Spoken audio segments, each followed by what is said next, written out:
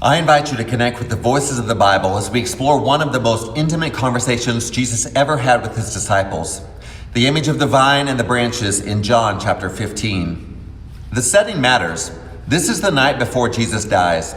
He's gathered with his closest followers for what we call the farewell discourse, a long, intimate conversation that spans several chapters in John's gospel. Everything Jesus says here carries the weight of last words, and in the middle of it, he reaches for a metaphor from the vineyard. I am the true vine, Jesus says, and my Father is the vineyard keeper. In the world of first century Judaism, this image was loaded with meaning. The prophets had used the vine as a symbol for Israel, God's chosen people, planted with care, expected to produce the fruit of justice and righteousness. But the prophets also lamented that the vine had gone sour. Isaiah 5 describes God planting a vineyard on fertile ground, tending it with everything it needed, and then waiting for good grapes, only to find wild, bitter fruit.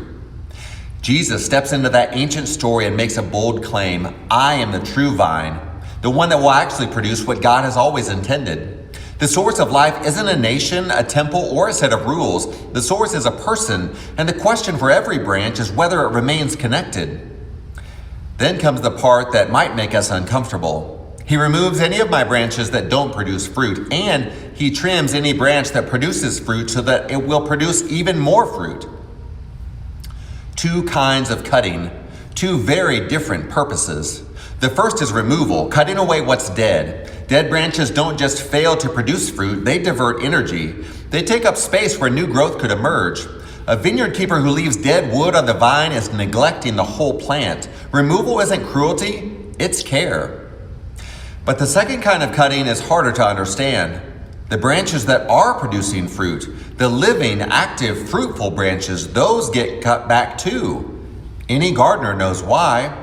A vine left to grow in every direction will produce lots of leaves and very little fruit. The energy goes to expansion rather than depth.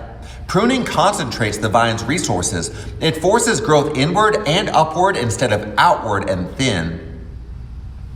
This is the part that catches us off guard in the spiritual life.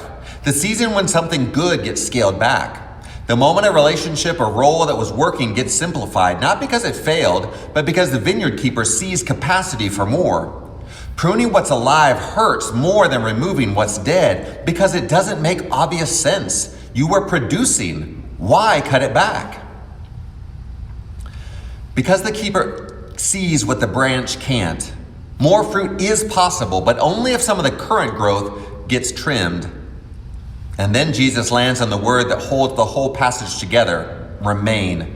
Remain in me and I will remain in you. A branch can't produce fruit by itself, but must remain in the vine. The Greek word that's used here is to stay, to abide, to dwell. Jesus uses it again and again in this passage, almost as if he knows how tempted we'll be to detach after being pruned. When the cut stings, our instinct is to pull away, to go it alone, to prove we don't need the vine.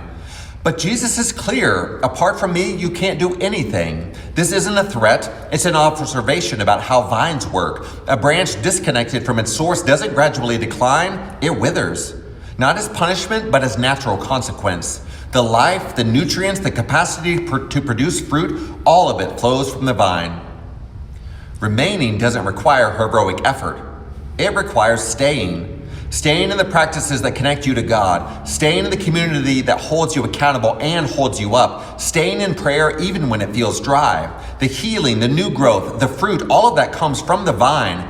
Your job is simply not to let go.